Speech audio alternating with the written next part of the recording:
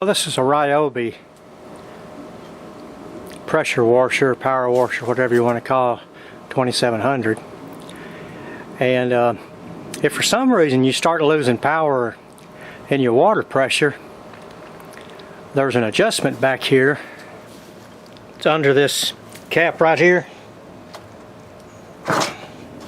And what happens is sometimes as you're using this thing, this nut comes loose, and when it does, then of course you start losing pressure a little bit at a time until your pressure adjustment is dropped all the way off to where you have nothing.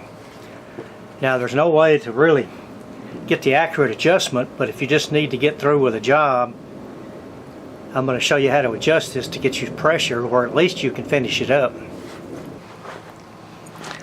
You need to take it somewhere where they can adjust this thing with a pressure gauge and get it set right, because if you don't give it enough pressure, it's not going to do what the machine is supposed to do.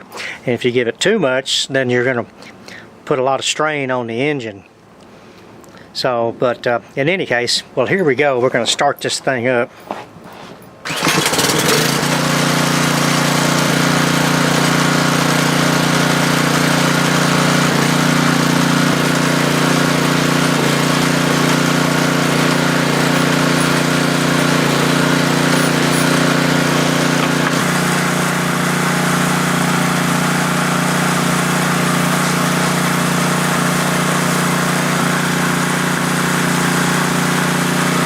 Going to run the pressure up.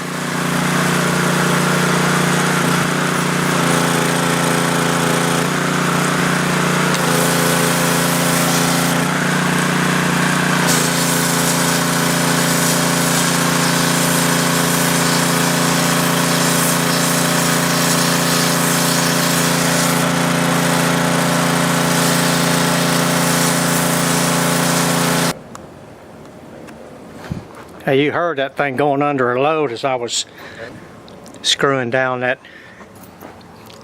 this valve.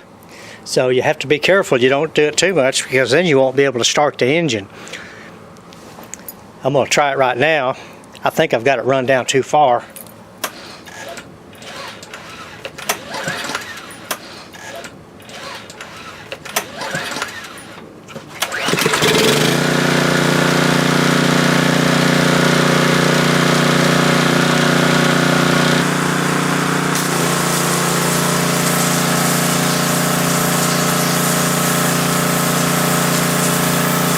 You can tell just by what I've been doing to this particle board, it's just eating it alive. So that's probably a little too much, so the best thing to do is back it up. But then again, you can take it somewhere where they can adjust the pressure for you to get it where it's supposed to be. Don't take a chance, because you could ruin something very valuable. Alrighty, well, good luck. Remember to put the cap back over this thing.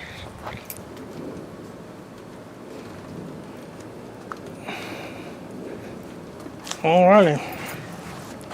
Well, there we are.